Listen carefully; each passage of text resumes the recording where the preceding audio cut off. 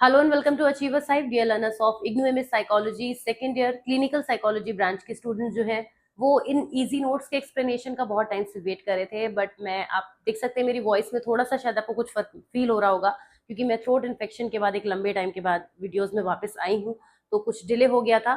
खैर, आज हम स्टार्ट कर रहे हैं आपका MPCE 012 जिसका कोड है second paper psycho diagnostics. Easy notes का एक्सप्लेनेशन शुरू करेंगे। मैं आज पहले आपको दिखाऊंगी, रिव्यू कराऊंगी, कुछ टॉपिक्स के बारे में बताऊंगी कैसे कैसे क्या पढ़ना है। शुरू के 4-5 मिनट्स हमारा रिव्यू में जा सकता है। वैसे कोशिश करेंगे तेजी से चलने की, क्योंकि कम वीडियोस में ज्यादा पोर्शन कवर करने का मेरा टारगेट है, जिससे कि आपकी पढ़ाई अच्छे से हो सके। और ये नोट्स तो आप लोगों ने ले ही रखे हैं, परचेज कर लिए हैं। अगर नहीं लिए हैं तो आप कर सकते हैं कॉन्टेक्ट, हमारा नंबर और सारी चीजें अवेलेबल है। आइए इंडेक्स पे आ जाते हैं फटाफट से। और पहले मैं आपको दिखा देती हूँ कि टोटल कितने टॉपिक्स हैं। आप में से बहुत सारे स्टूडेंट्स ऑलरेडी से पढ़ रहे हैं, तो आपको पता भी होगा कि कितने टॉपिक्स हैं। यहाँ पे आप देख सकते हैं बहुत ही वेल स्ट्रक्चर्ड वे में इन नोट्स को बनाया गया है। जो कंटेंट है उसकी लेंथ मोर देन इनफ है। जब आप कॉपी में लिखेंगे एग्जामिनेशन की तो उतना भी नहीं लिख पाएंगे, जब एक्चुअली मैं ये बात कह रही हूँ आपसे। थोड़ा सा मेरा पीडीएफ के पेज नंबर और आपके पास जो पीडीएफ है हल्का फुल्का एक पेजेस आगे पीछे वेरी कर सकते हैं, क्योंकि मैंने यहाँ पे ओपन किया हुआ है, तो उससे खैर कोई फर्क नहीं है। टोटल 33 टॉपिक्स हमारे पास हैं, जो लगभग अगले 7 to 8 वीडियोज में कवर होंगे। और फर्स्ट पेपर जो था हमने इसका वो 6 वीडियोज में कवर किया था, तो कोशिश रहेगी 7 से आगे ना पहुंचे। बाकी देखते हैं हमारी स्पीड, आपकी समझने की स्पीड, सारी चीजों का कॉम्बिनेशन यहाँ पे चलेगा। मैं आपको एक चीज बता दूं कि ये जो पेपर है आपका, इसमें वो बहुत से टॉपिक हैं जो आप फर्स्ट ईयर के थर्ड पेपर में पढ़ के आए हैं। बहुत से ऐसे टॉपिक हैं, तो जल्दी कवर कर पाएंगे, टाइम ज्यादा नहीं लगेगा, बेस्ड ऑन योर अंडरस्टैंडिंग कि अगर आपको कितना याद है MPC 3 का, प्रीवियस ईयर का। और ये जो आपका पेपर है, क्योंकि असेसमेंट की बात करता है, डायग्नोस की बात करता है, डायग्नोस करने की बात करता है पहले तो जितने भी असेसमेंट के मेथड्स हैं, तरीके हैं, एथिकल इश्यूज हैं, जो टेस्ट हैं, बिहेवियर रिलेटेड चीजें हो सकती हैं जिनको जिनको हमें असेस करना होगा, उन सब चीजों को आप पढ़ेंगे। फर्स्ट पेपर में आपने क्या पढ़ा था? आपने ये अंडरस्टैंड किया था कि कौन कौन से डिसऑर्डर्स होते हैं, किस तरीके से होते हैं। अब उनको डायग्नोस करने की बात चलेगी, लेकिन हम डायरेक्ट डिसऑर्डर को डायग्नोस करने नहीं पहुंच जाएंगे। हम पहले समझेंगे कि उनके मेथड्स क्या क्या होंगे असेसमेंट के। तो चलिए फर्स्ट टॉपिक से स्टार्टिंग करते हैं, which is psycho diagnostic assessment. मैं इस क्लास में मेरे ब्रेक्स थोड़े ज्यादा रह सकते हैं, ड्यू टू द फैक्ट कि थ्रोट का इन्फेक्शन है, तो बीच बीच में मुझे वाटर ब्रेक्स ज्यादा ही लेने पड़ेंगे। ऐसा मुझे अभी वीडियो बिगिन करते ही स्टार्ट हो रहा, फीलिंग हो रही है, इसलिए मैंने आपको ये बोला। तो ठीक है, फिर शुरुआत करते हैं साइको डायग्नोस्टिक असेसमेंट के साथ में। विच what is a psycho diagnostic assessment, इस वर्ड पे फोकस करते हैं, बाकी की बातें बाद में भी कर लेंगे। असेसमेंट आप जानते हैं, असेस करना, मेजर करना। डायग्नोस्टिक साइको, साइको डायग्नोस्टिक मतलब दो वर्ड से मिलकर बना है, यानी कि साइकोलॉजिकल वे में हमें जो डायग्नोसिस करना है, या किसी साइकोलॉजिकल डिसऑर्डर या अबनॉर्मैलिटी का जब हमें डायग्नोस करना है, उसको डायग्नोस करने का जो असेसमेंट का पूरा प्रोसेस है, उसको हम साइको डायग्नोस्टिक असेसमेंट कहते हैं। पर अपनी लैंग्वेज में कैसे लिखेंगे, आइए पढ़ते हैं। It is a process used by mental health professionals to evaluate a person's psychological functioning and to diagnose any mental health condition। कितनी सिंपल लाइन है, क्या आप भी ये लाइन नहीं सोच सकते हैं? बहुत आसान है अगर आप देखें तो ये ऐसा प्रोसेस है जिसको कौन यूज करते हैं? मेंटल हेल्थ प्रोफेशनल यूज करते हैं। हर कोई तो नहीं करता। आप ही सोचिए कि कोई भी आपको नॉर्मली बता देगा, आपका साइको डायग्नोस्टिक असेसमेंट कर लेगा? नहीं करेगा, क्योंकि वेरियस टूल्स यूज होंगे, वेरियस मेथड्स यूज होंगे जो कि प्रोफेशनली कर सकते हैं। पर क्यों करेंगे? किसी भी पर्सन की साइकोलॉजिकल फंक्शनिंग को इवेलुएट करने के लिए, ये डायग्नोस करने के लिए कि कोई मेंटल हेल्थ कंडीशन ऐसी तो नहीं है जो उसकी लाइफ में कोई ट्रबल कर रही है। पर कैसे करेंगे, क्या इन्वॉल्व होंगे इसमें? जाहिर सी बात है, टूल्स इन्वॉल्व होंगे, जिन्हें हम क्या क्या कह सकते हैं? स्ट्रक्चर्ड इंटरव्यूज हो सकते हैं, टेस्ट हो सकते हैं, ऑब्जर्वेशनल टेक्निक्स हो सकती हैं, जिनकी हेल्प से हम कौन से एरियाज को फोकस करेंगे, कौन से एरियाज को टारगेट करेंगे? किसी भी पर्सन के थॉट्स को अंडरस्टैंड करेंगे, इमोशंस को अंडरस्टैंड करेंगे, बिहेवियर को अंडरस्टैंड करेंगे, कॉग्निटिव प्रोसेसेस को। यही तो होता है किसी भी पर्सन के अंदर असेस करने के लिए। साइकोलॉजी में हम इन्हीं चीजों को तो असेस करते हैं। तो जिनको असेस करते हैं उन्हें असेस करेंगे, किसके थ्रू असेस करेंगे वो हमने लिख दिया, और कौन असेस करेंगे ये भी हमने लिख दिया, और क्या असेस करेंगे ये भी हमने लिख दिया। तो एक बड़े पैराग्राफ बन जाता है। जब आप इसको लिखते हैं ना, तो ऑलमोस्ट हाफ पेज आपका फिल हो जाता है। The goal is to gather comprehensive information to facilitate accurate diagnosis, treatment planning and intervention। ये हमारा पर्पस होता है, गोल होता है। तो समराइज हमने कर दिया। अब बात करते हैं components of psycho diagnostic assessment. मतलब जब हम साइको डायग्नोस्टिक असेसमेंट करेंगे तो कौन कौन से उसके कंपोनेंट होंगे, कौन कौन से उसके पार्ट होंगे? सबसे पहले क्लिनिकल इंटरव्यू, मतलब कौन से टूल्स होंगे, मेथड्स होंगे, क्या क्या चीजें इसमें यूज हो सकती हैं, वो सब कुछ इसके कंपोनेंट्स कहलाएंगे। तो सबसे पहले आप जानते हैं इंटरव्यू से शुरुआत कर सकते हैं, आगे पीछे लिख सकते हैं, कोई प्रॉब्लम नहीं है। आपने कहा कि सबसे पहले हम इंटरव्यू के बारे में लिखना चाहते हैं, तो इंटरव्यू क्या होता है? आपको पता है कि इंटरव्यू जो होता है वो किसी भी पर्सन का इंटरव्यू हम करते हैं तो उसकी हेल्थ के बारे में, मेंटल हेल्थ के बारे में बहुत सारे डिटेल्स हमें मिलते हैं। किसकी हेल्प से? उसकी पर्सनल इंफॉर्मेशन के थ्रू, उसकी जो भी मेंटल स्टेट है जो वो डिफाइन कर रहा है उसके थ्रू। तो जो कुछ भी सिम्टम्स है, हिस्ट्री है, ये सारी फंक्शनिंग, ये सब कुछ हमें इंफॉर्मेशन मिल सकती है क्लिनिकल इंटरव्यूज के थ्रू। नाम इसे क्लिनिकल इंटरव्यू दे रहे हैं, हम इसे जनरली इंटरव्यू नहीं कह रहे हैं, क्योंकि इंटरव्यू एक जनरल इंटरव्यू भी हो सकता है, कोई किसी से बातचीत करे, पर इसका काम यहाँ पे एक साइको डायग्नोस्टिक असेसमेंट के लिए यूज होना है, इसलिए भी क्लिनिकल यहाँ पे वर्ड यूज करेंगे। एक तो ये मेथड हो गया। दूसरा टूल क्या हो सकता है, कंपोनेंट क्या हो सकता है? Psychological testing. बहुत सारे ऐसे टेस्ट होते हैं जिनकी हेल्प से हम ऐसा करते हैं, फाइंड आउट करते हैं किसी पर्सन के इंटेलिजेंस, उसका mood disorder, personality, cognitive issues जो भी हैं, साइकोलॉजिकल टेस्टिंग के थ्रू भी कर सकते हैं। अब अगर स्पेसिफिक चले जाएं तो कुछ साइकोलॉजिकल टेस्टिंग के आप नाम लिख दीजिए, लिख के आइए, अच्छा लगेगा, एग्जामिनेशन में हाईलाइट होगा। जैसे कि इंटेलिजेंस टेस्ट हो गए, जैसे स्टैनफोर्ड बिनेट टेस्ट, WAIS, इनसे कॉग्निटिव फंक्शनिंग का असेसमेंट होता है। कुछ पर्सनैलिटी इन्वेंट्री हो गई जैसे MMPI 2, इससे पर्सनैलिटी ट्रेट्स को कर सकते हैं। प्रोजेक्टिव टेस्ट, स्क्रीन को ऊपर करती हूँ, प्रोजेक्टिव टेस्ट हो गए, इससे हम अनकॉन्शियस प्रोसेसेस, इमोशनल फंक्शनिंग को एक्सप्लोर कर सकते हैं।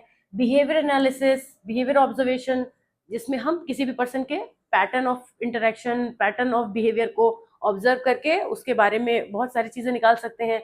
सेल्फ रिपोर्ट क्वेश्चन आयर, ये सब वो चीजें हैं जो आपने फर्स्ट ईयर में पढ़ी हैं। लेकिन मैं ये बिल्कुल नहीं मान रही हूँ कि आपने फर्स्ट ईयर में बहुत अच्छी पढ़ाई करी होगी, मैं मान लेती हूँ कि आप नहीं जानते, मैं ऐसा इसलिए कह रही हूँ, यहाँ पे मेरा कोई वैसा मतलब नहीं है कहने का। ऐसा कहने का मेरा ये मतलब है कि आप बिल्कुल ये मान के चलिए कि अभी हम यहीं यहीं से शुरू कर रहे हैं इस टॉपिक को, है ना, तो वरना अगर पुरानी चीजों का लोड लेंगे तो ऑफलोड हो सकते हैं।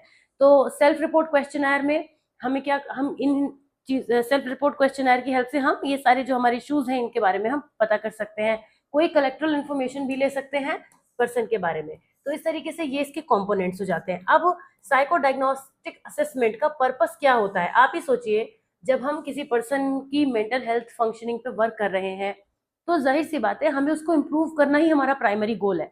लेकिन इस एक लाइन में से जितनी छोटी छोटी बातें हैं वो सब हमारे सब पॉइंट्स बन जाएंगे। जैसे कि पहले तो डायग्नोस करना, पहला स्टेप ही डायग्नोसिस हो गया। फंक्शनिंग पर तो वर्क बाद में करेंगे, डायग्नोस तो पहले करेंगे, तो डायग्नोस करना इसका पहला पर्पस हो गया। अब इसमें आप और थोड़ा सा फैंसी लैंग्वेज में लिख सकते हैं कि the assessment helps identify whether a person meets the criteria for disorder और नॉट।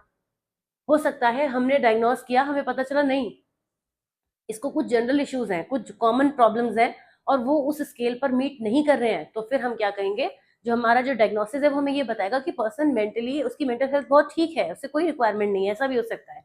ट्रीटमेंट की प्लानिंग ये भी हम करते हैं जब हम साइको डायग्नोस्टिक असेसमेंट करते हैं।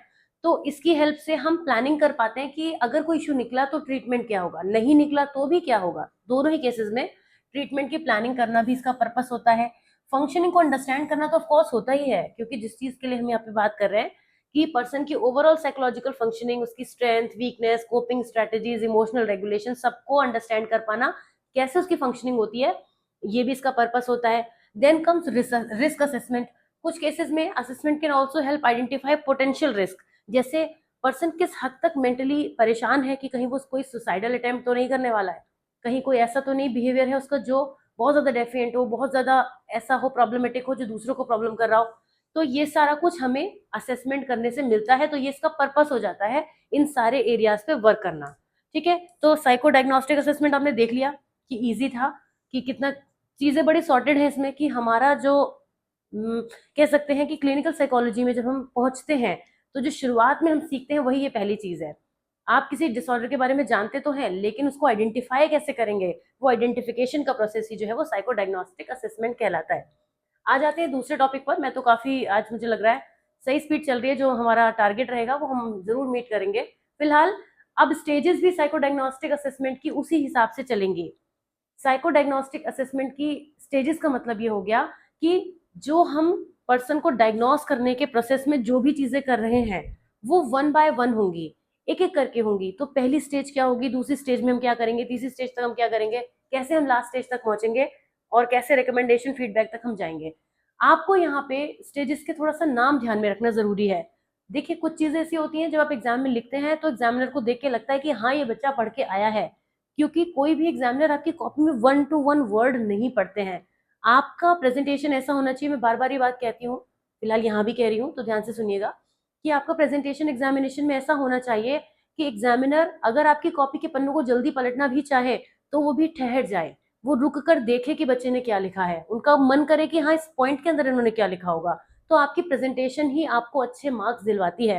कंटेंट तो ऑफ कोर्स मैटर करता है, क्योंकि कंटेंट भी मैटर करेगा ना। अगर एग्जामिनर रुक गए, ठहर गए आपकी कॉपी पे और उसमें लिखी है कहानियां, तो ऐसा ठहराव भी गलत है। तो वो कॉपी में लिखने का जो कॉन्फिडेंस होता है ना बच्चे का, कि किस कॉन्फिडेंस लेवल से उसने लिखा होगा, वो आपकी राइटिंग से, वो आपकी प्रेजेंटेशन से झलकता है। वहां पर आप नहीं होते हैं, मगर अपना कॉन्फिडेंस आप अपनी प्रेजेंटेशन के थ्रू छोड़ जाते हैं। मैं कितनी बार ये बात बच्चों को बताती हूँ कि presentation means a lot in your examination, और उसी की वजह से मार्क्स होते हैं। तो कंटेंट की अंडरस्टैंडिंग अच्छी होगी तो प्रेजेंटेशन में भी आपको इजी रहेगा।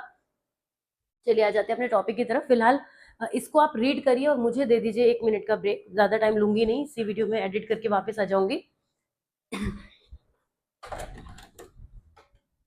चलिए मेरे तो 3-4 ब्रेक चलते रहेंगे ऐसे, क्योंकि थ्रोट में थोड़ा सा अभी भी बेटर नहीं फील हो रहा है। फिलहाल चलिए आ जाते हैं साइको डायग्नोस्टिक असेसमेंट के स्टेजेस पर। तो एक सिस्टमेटिक प्रोसेस है जो इस चीज पर एम करता है कि किसी भी साइकोलॉजिकल फंक्शनिंग को अंडरस्टैंड कैसे किया जाए, right. It involve several stages, और हर स्टेज हमें डेटा की एक्यूरेसी में, यानी जो हम उसका डेटा स्टोर करते हैं, इंफॉर्मेशन गैदर करते हैं, उसकी एक्यूरेसी तक पहुंचाने में हेल्प करता है। अगर हर स्टेप पे हम ध्यान दें, जब हम किसी काम को कई टुकड़ों में बांट देते हैं तो हर एक पार्ट पर हमारा फोकस बढ़ जाता है, हम अच्छे से कर पाते हैं। और ऑल टुगेदर आप किसी काम को देखेंगे तो माइंड में भी मैस फील होगा, लेकिन उसी काम को जब आप पार्ट्स में डिवाइड कर देंगे तो आपको हर पार्ट एक होल नजर आएगा और आपको लगेगा कि हाँ अब मैं ऐसे कर सकता हूँ। तो वही चीज है कि इसमें क्या क्या स्टेप्स हो सकते हैं, स्टेजेस हो सकती हैं। सबसे पहले initial contact, assessment phase, diagnostic formulation and feedback and recommendations. तो ज्यादा पॉइंटर्स तो है नहीं। इनिशियल कॉन्टैक्ट में क्या होगा, कॉन्टैक्ट का मतलब ये हो गया कि यहाँ पर इस प्रोसेस में जो काउंसलर है और जो हमारा क्लाइंट है उनके बीच कम्युनिकेशन स्टैब्लिश होगा, थेराप्यूटिक रिलेशनशिप स्टैब्लिश होगा। और आप जानते हैं कि थेराप्यूटिक रिलेशनशिप कितना इंपॉर्टेंट होता है। तो यहाँ पे जो क्लिनिक में पर्सन है यानी क्लिनिशियन है, वो अपना पर्पस, प्रोसीजर, कॉन्फिडेंशियलिटी, असेसमेंट के बारे में, इन सब चीजों के बारे में एक्सप्लेन करता है अपने क्लाइंट को, रेपो मेंटेन करता है। रेपो मेंटेन में ही ये सब चीजें आ जाती है, रेपो मेंटेन में अलग से कुछ नहीं करना होता है, यही चीज होता है। और ट्रस्ट बिल्ड करने के बाद क्लाइंट जो है वो कंफर्टेबल फील करता है, उसे लगता है अच्छा मेरे साथ ये चीजें होने वाली हैं, इस प्रोसेस में ये होगा। जब हमें ये नॉलेज होती है, ये जानकारी होती है कि हमारे हमारे साथ ये चीजें इस प्रोसेस में होंगी, तो हमारा पार्टिसिपेशन अच्छा होता है। आप खुद के साथ भी सोच के देखिए चीज, कि अगर मैं आपको ये बता दूं कि आज हम इतने टॉपिक्स पढ़ रहे हैं, आपको मालूम रहेगा कि हम ऐसा करने जा रहे हैं, तो आप उस माइंडसेट से बैठेंगे। अगर आपको पता रहता है कि जो मेरे वीडियोस हैं वो 30 से 40 मिनट्स की रेंज करते हैं, तो आप जब टाइम निकाल के बैठते होंगे तो उस हिसाब से निकाल के बैठते होंगे। अभी आपको सडनली पता चले कि ये वीडियो तो 1 आवर 30 मिनट्स तक चलेगा, तो आप उसमें उतना अच्छे से अपना इनपुट नहीं दे पाएंगे और चीजें अच्छी नहीं हो पाएंगी। तो यही बात है कि हमें यहाँ पे क्लाइंट के साथ में जब हम रेपो जितनी अच्छे से मेंटेन हो जाएगी, प्रोसेस दोनों के लिए स्मूथ हो जाएगा, राइट। और जब हमारा क्लाइंट हमारे साथ कंफर्टेबल होगा तो वो जो भी इंफॉर्मेशन हमें देगा ना, वो हमारे बहुत काम आएगी, क्योंकि वो सही तरीके से हमारे पास आएगी। तो यहाँ पे basic demographic information, brief history issue की जो भी है, ये सारी चीजें हम कलेक्ट करते हैं, right. And any previous mental health treatment, जो भी कुछ पहले के इश्यूज रहे हैं। बेसिकली यहाँ पे हो क्या रहा है, मेंटल स्टेटस एग्जामिनेशन हो रहा है। अगर आप देखेंगे तो जो हम केस हिस्ट्री करते हैं किसी भी पर्सन की, तो उसमें मेंटल स्टेटस एग्जामिनेशन करते हैं, तो बहुत सारी चीजों में हम डिटेल्स कलेक्ट करते हैं, तो वही काम यहाँ पे हो रहा है। तो एक इनिशियल कॉन्टेक्ट नाम है, मगर चीजें बहुत सारी हो रही हैं। फिर आता है असेसमेंट का फेज। अब असेसमेंट के फेज में हम असेसमेंट करेंगे, तो जाहिर सी बात है टूल्स यूज करेंगे। टूल्स वही हैं जो अभी आप पढ़ कर आए हैं, बिल्कुल जस्ट अभी प्रीवियस वीडियो में मैंने, सॉरी प्रीवियस टॉपिक में मैंने पढ़ाए हैं कि असेसमेंट फेज में हम क्या करेंगे। इस फेज में हम वो सारे प्रोसेस यूज करेंगे जिसकी हेल्प से हम डेटा कलेक्ट करेंगे।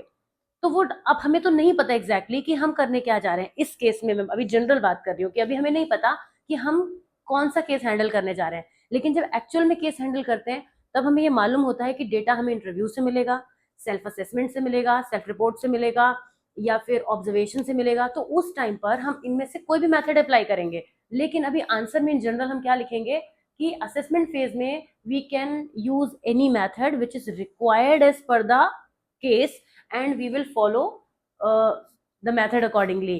Following methods can be used in this case.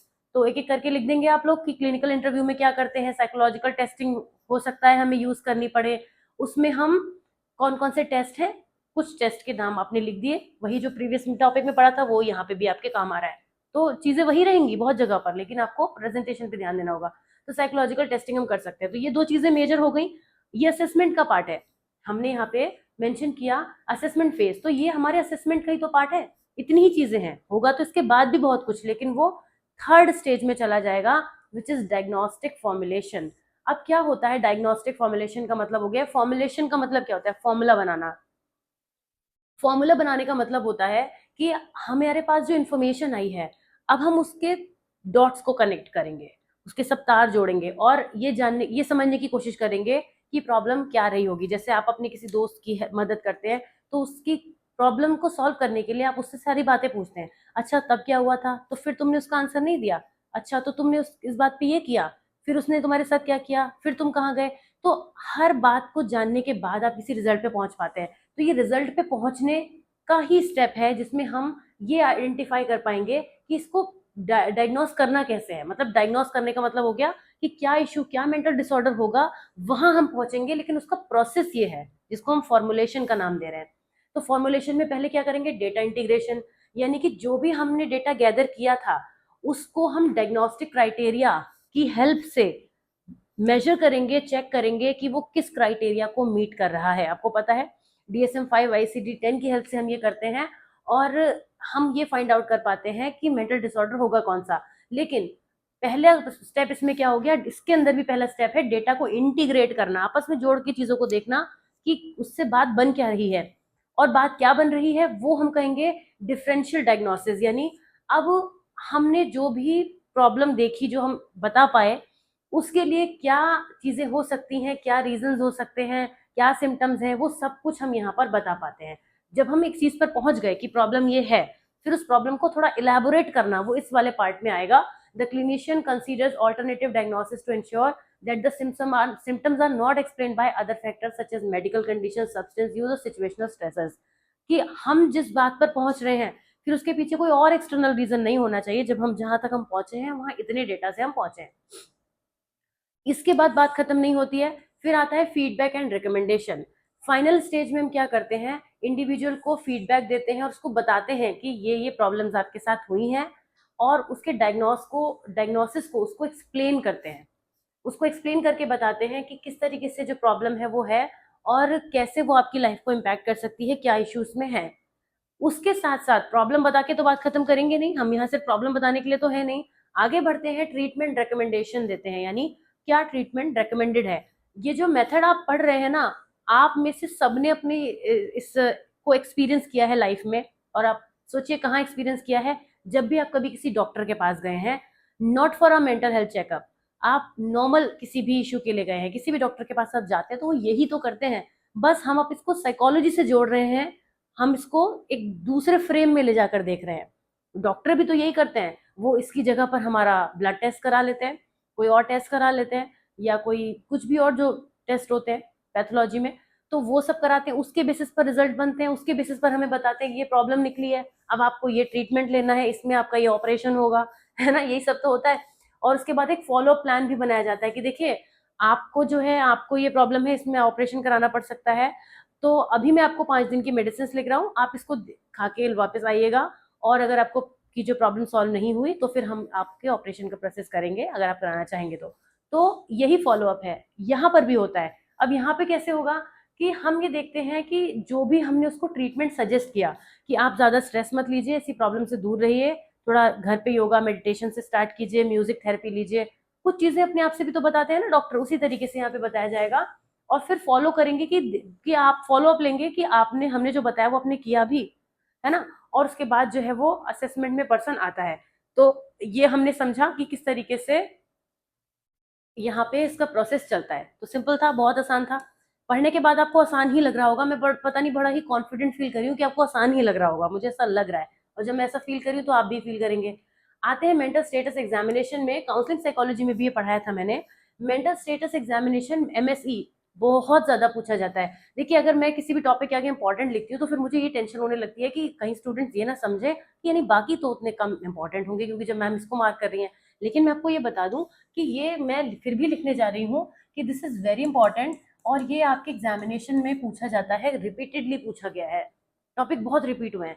तो मेंटल स्टेटस एग्जामिनेशन को पढ़ेंगे कि क्या होता है मेंटल स्टेटस एग्जामिनेशन। बेसिकली नाम से ही क्लियर हो रहा है, हमारी मेंटल स्टेट क्या है उसका एग्जामिनेशन है, हमारी मेंटल स्टेट का एग्जामिनेशन है। और मेंटल स्टेट किससे बनती है?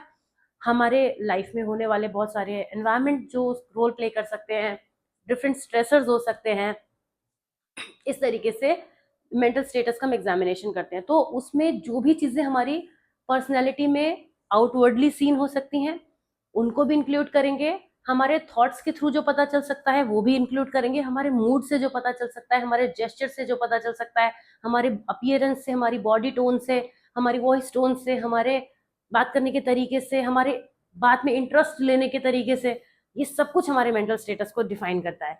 तो यही हम जानेंगे कि इसके कंपोनेंट्स क्या होते हैं, कंपोनेंट्स बना के हम अंदर लिख देंगे। ठीक है, क्लियर है? तो मुझे दीजिए आप बस 5 सेकंड का टाइम, जल्दी से इसकी रीडिंग करिए और मैं वापस आती हूँ क्विकली। क्लास में ही हूँ, अभी कहीं जा नहीं रही हूँ।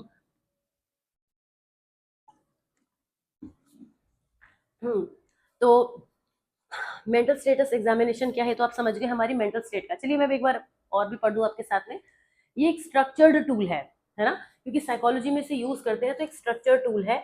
ये एक प्रॉपर फॉर्मेट्स भी होते हैं डिफरेंट क्लिनिक्स में, अलग अलग तरीके से जो साइकोलॉजिस्ट हैं या क्लिनिशियन होते हैं वो अपने फॉर्मेट रेडी करके रखते हैं, उसी फॉर्मेट पे वो लेते हैं। इसीलिए इंटर्नशिप में जब आप क्लिनिक में कहीं इंटर्नशिप करते हैं तो कई बार स्टूडेंट्स आते हैं हमसे, जो हमसे केस स्टडीज बनवाते हैं, तो वो ये कहते हैं कि मैम हमें इसी फॉर्मेट में एग्जैक्टली चाहिए। वहां पर हम उन्हें गाइड भी करते हैं कि इग्नू में ऐसे होता है, आप क्लिनिक में भले करो लेकिन अभी आप वो उसको आपको इग्नू से कनेक्ट करके करना पड़ेगा। तो ये एक प्रॉब्लम खैर वहाँ आती है, शायद आप अभी उस प्रॉब्लम को नहीं समझ पा रहे होंगे अगर आपने अभी इंटरव्यू उसमें इंटर्नशिप में कुछ किया नहीं है तो। खैर उसे छोड़ देते हैं फिलहाल। MSE जो है वो एक स्ट्रक्चर टूल है जो मेंटल हेल्थ प्रोफेशनल्स यूज करते हैं। मेंटल हेल्थ प्रोफेशनल मतलब क्लिनिशियन या साइकोलॉजिस्ट। और उससे वो असेसमेंट क्या करते हैं, पेशेंट्स की साइकोलॉजिकल फंक्शनिंग का एक डॉक्यूमेंट बना के कि किसी भी गिवन पॉइंट टाइम में पर्सन की मेंटल स्टेट क्या रही। इससे हमें पर्सन की कॉग्निटिव, इमोशनल, बिहेवियरल, इन सारी स्टेट्स के बारे में एक इंसाइट मिलती है, हमें पता चल पाता है वो किस स्थिति में है, और उससे हम आइडेंटिफाई कर पाते हैं कि क्या पर्सन किसी मेंटल डिसऑर्डर से तो सफर नहीं कर रहा है, राइट? तो मेंटल स्टेटस एग्जामिनेशन एक स्ट्रक्चर टूल है। अब कंपोनेंट्स की बात करें तो इसमें हम क्या क्या चीजों को ऑब्जर्व करते हैं, हम अपीयरेंस को देखते हैं कि पर्सन की ग्रूमिंग कैसी है, फिजिकल अपीयरेंस कैसी है। कुछ लोग ऐसे होते हैं जो अगर उनकी लाइफ में जरा भी टेंशन आ जाए, वो जरा भी परेशान है, तो उनके जो उनका पहनावा है, जो उनका अपीयरेंस है, उससे सबसे पहले दिखता है, बहुत जल्दी दिखता है। और ये मोस्टली लोगों के साथ होता है। This is a psychological fact कि जब आपकी मेंटल स्टेट नहीं ठीक होती है तो वो आपकी फिजिकल स्टेट को भी इम्पैक्ट करता है। Physical state in the sense appearance के बारे में मैं बात कर रही हूँ, तो बहुत होता है। तो फिलहाल अपीयरेंस की हेल्प से हमें पता चल जाता है कि पर्सन का जो मेंटल स्टेट है वो कुछ अफेक्टेड है या इट्स नॉर्मल। तो जब हम नोट करते हैं तो ये देखते हैं कि उसकी फिजिकल अपीयरेंस कैसी थी, ग्रूमिंग कैसी थी, अटायर किस तरीके से पहने थे, वेल ग्रूम्ड था या ऐसे ही हमारे पास इंटरव्यू के टाइम पे चला आया था। तो ये सब चीजें हम नोट करते हैं। इसके साथ साथ कुछ अनयूजुअल फीचर्स भी देख सकते हैं, बॉडी पोस्चर भी हो सकते हैं, फेशियल एक्सप्रेशन, ये सब कुछ अपीयरेंस में आते हैं। बिहेवियर के अंदर देखते हैं कि पर्सन का इंटरेस्ट कैसा निकल के आ रहा है, उसका मूवमेंट कैसा है, एक्टिविटी का लेवल कैसा है, एंड मैनरिज्म, कितना मैनर है वो। ये होता है ना, कुछ लोग बड़ी जल्दी मूड खराब होते ही शॉर्ट टेम्पर्ड हो जाते हैं, तो ऐसे लोगों के लिए को हम बहुत इजीली रीड कर सकते हैं। स्पीच की बात करें तो ये देखते हैं कि स्पीच उसकी लाउड हो रही है, स्लो है, नॉर्मल है, यानी कि इससे पता चलता है पर्सन अपने आप को कितना कमांड कर पा रहा है, कितनी उसके खुद पर होल्ड है कि गुस्सा आया या परेशान हुए या किसी प्रॉब्लम में आए तो अपनी लैंग्वेज से ही बाहर निकल गए। तो ये सब भी इससे पता चलता है। Mood and affect, mood affect का मतलब हो गया कि पर्सन जैसे खुद को डिस्क्राइब करेगा वो उसका मूड हो गया। और मूड केवल बताने से नहीं पता चलता, उसकी बातों से, नॉर्मली उससे स्पेसिफिकली ये पूछा जाए कि भाई तुम्हारा मूड कैसा है, तो एवरीबडी सेज कि आई एम गुड। कभी आपने सुना है किसी को हाउ आर यू का रिप्लाई करते हैं I am not fine? Everybody says how are you, I am fine. तो वो एक फॉर्मल तरीका हो गया। तो लेकिन हमें यहाँ फॉर्मली नहीं लेना है, हमें ये एक्चुअली में इवेलुएट करना है कि उसका मूड कैसा है। Affect refers to the clinician's observation of the individual's emotional expression. Anxious दिख रहा है, फ्लैट है, ब्लंटेड है, किस तरीके का उसका बिहेवियर दिख रहा है। थॉट प्रोसेस कैसे दिखेंगे, आप ही सोचिए कि किसी भी पर्सन के थॉट्स के थ्रू थॉट्स कैसे निकलेंगे। माइंड में चल रहे हैं, हम तो माइंड के अंदर नहीं जा सकते, तो कैसे करेंगे उन थॉट्स को माइंड से बाहर निकालने के लिए, उससे बातचीत करेंगे, कॉन्वर्सेशन करेंगे। उसकी हेल्प से हमें पता चलेगा कि वो बात लॉजिकल सोच रहा है, वो उसका उसका बातों के बीच में लूज एसोसिएशन है, या फिर बातें कनेक्टेड फील कर रहा है। और क्योंकि स्पीच से थॉट से रिलेटेड बहुत सारे इश्यूज होते हैं जो सिजोफ्रेनिया के भी सिम्टम्स होते हैं, नॉट जस्ट सिजोफ्रेनिया, और भी ऐसे बहुत सारे कॉग्निटिव डिस्टॉर्शंस होते हैं जहाँ पे थॉट्स का एसोसिएशन होता है। तो पर्सन जब अपनी बात मुंह से निकालेगा तो हमें अंदाजा लगेगा कि ये या तो इस बात को बहुत ज्यादा बड़ा बना दिया है इसने। होता है ना कई बार कि किसी बात को कोई इतना बड़ा बना देता है, कहते हैं राई का पहाड़, वही चीज हो गई। तो उसके थॉट्स की जो प्रोसेसिंग है, कितना ज्यादा वो थॉट्स में बहुत ज्यादा भाग रहा है, ठहर के सोच रहा है, सोच पा रहा है नहीं सोच पा रहा है, ये सब कुछ हमें थॉट प्रोसेस से पता चलता है। साथ ही साथ उस थॉट का कंटेंट कैसा है। कोई भी पर्सन जब किसी पर्सन के बारे में कुछ अच्छा या बुरा कहता है तो उसकी इंटेंसिटी ये बताती है कि वो उस पर्सन के बारे में एक्चुअली थॉट कैसे रखता है ना। आप किसी की तारीफ करते हैं तो और बहुत दिल खोल के करने लग जाते हैं, बहुत दिल खुशी से बहुत ज्यादा मन से करते हैं, तो पता चलता है कि आपकी आपकी जो वाइब्स है बहुत ज्यादा पॉजिटिव है उस पर्सन के लिए। क्योंकि तारीफ करना तो दो शब्दों में भी कहा जा सकता है, दैट पर्सन इज गुड। ये एक बात हो गई। और अब जब हमने उसको डिस्क्राइब करना शुरू किया, तुम रोक नहीं पा रहे हैं खुद को। इसी तरीके से नेगेटिव सेंस में भी होता है कि जब आप किसी पर्सन के बारे में कुछ भी नेगेटिविटी थ्रो करते हैं तो आपकी इंटेंसिटी बताती है आपकी पर्सनैलिटी के बारे में, उस पर्सन के बारे में आपके थॉट कैसे हैं, तो वो थॉट आपके हैं, राइट। जब आप किसी भी पर्सन के बारे में नेगेटिविटी को लगातार फ्लैश कर रहे हैं तो आप अपनी पर्सनैलिटी का एक कंपोनेंट लगातार फ्लैश कर रहे हैं। दूसरे पर्सन को आप में वो दिखेगा पहले जो आप दिखा रहे हैं, राइट। तो कहने का ये मतलब हो गया कि थॉट कंटेंट के हेल्प से भी किसी पर्सन के थॉट्स की क्वालिटी से, यानी थॉट्स का जो उसका कंटेंट है, स्टफ है, उससे भी ये पता चलता है कि वो पर्सन कैसा है, जिस जो वो खुद में है वो कैसा है। उसके बाद परसेप्शन, परसेप्शन भी इसी में आ जाता है कि किस तरीके से वो चीज़ों को एक्सपीरियंस कर रहा है, फील कर रहा है, ये बातें उसके बारे में आ जाती हैं।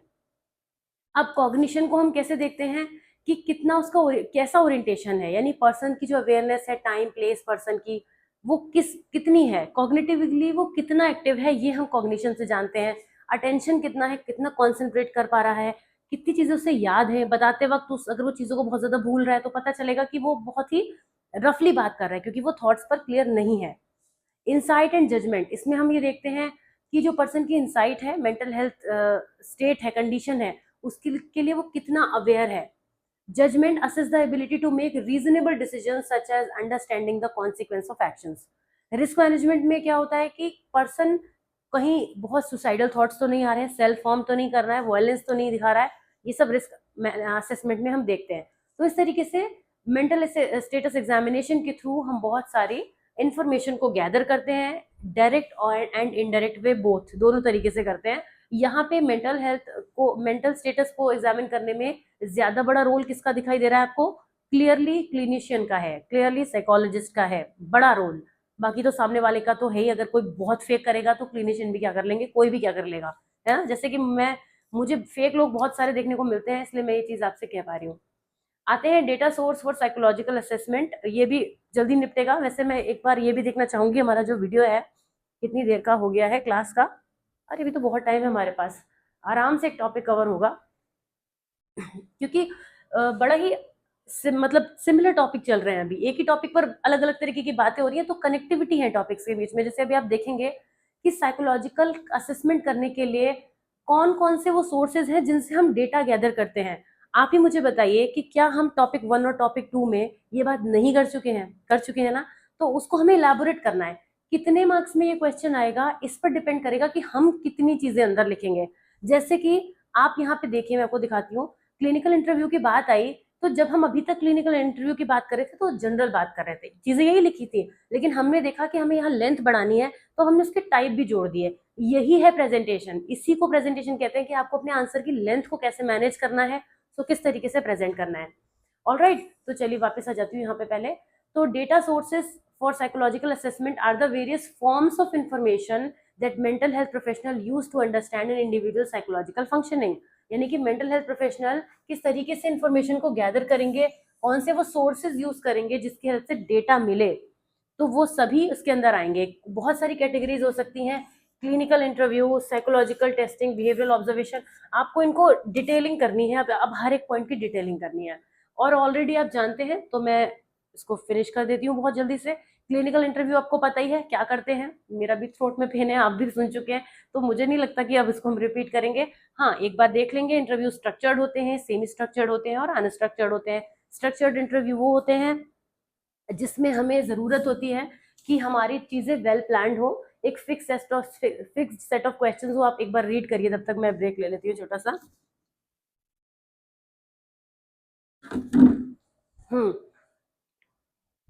फिक्स्ड सेट ऑफ क्वेश्चंस होते हैं, टाइम जो होता है वो फ्लेक्सिबल नहीं होता, चीजें सब मैनेज होती हैं, everything is well planned in the structured interview. Semi structured में हम आंसर्स के हिसाब से क्वेश्चन को फ्रेम कर सकते हैं, टाइम को थोड़ा सा अपने हिसाब से स्ट्रेच कर सकते हैं, और अनस्ट्रक्चर्ड में तो सब कुछ गो विद द फ्लो होता है कि जैसे जैसे चीजें चल रही हैं वैसे वैसे चलाओ। ये कई बार बहुत ही इंटरेस्टिंग चीजें निकाल के रख देता है, इस तरह का इंटरव्यू हमारे सामने बहुत सारी चीजें हो जाती हैं। क्लिनिकल इंटरव्यू की बात करें तो साइकोलॉजिकल टेस्टिंग होती है, अभी हमने ये सब पढ़ा था। फिर आप देखिए और थोड़ा सा इनके नामों की डिटेलिंग कर दी है, ज्यादा कुछ फर्क नहीं किया है। बहुत सारे ऐसे टूल्स हैं, स्टैंडर्डाइज्ड टूल्स होते हैं। साइकोलॉजिकल टेस्टिंग का क्या मतलब होता है, अगर अगर मैंने बताने से मिस किया है कभी भी तो फिर भी बता देती हूँ।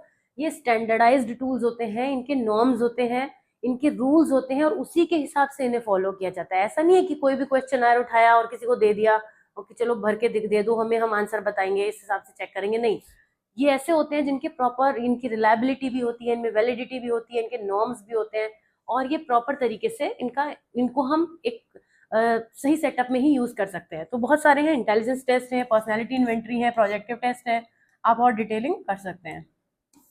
बढ़ा जाए आगे, मेरे ख्याल से आप यस ही कहेंगे, अगर आप मेरी क्लास में होते तो आप कहते यस मैम। चलिए आगे बढ़ते हैं। सिम्टम स्पेसिफिक स्किल्स भी होते हैं, जैसे BDI, बैक डिप्रेशन इन्वेंट्री, जब हमें केवल डिप्रेशन को ही मेजर करना होता है तो इसके थ्रू जाते हैं।